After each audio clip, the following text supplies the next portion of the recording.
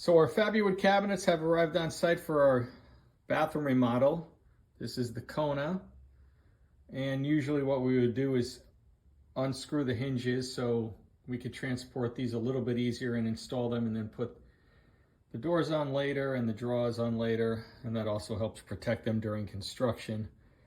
But they are using the new compact clip, so instead of having to unscrew the hinges right here or from the face frame, there is a clip in the back that you can release to pull the door off.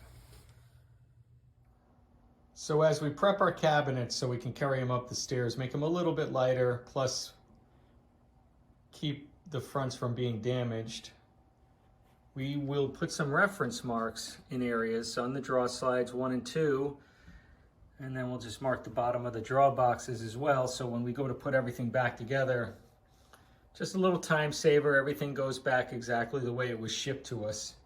We do the same thing for the doors. We'll put reference marks on each doors, which way is up, what the swing is, and like I said, just a time saver as you're putting everything back together.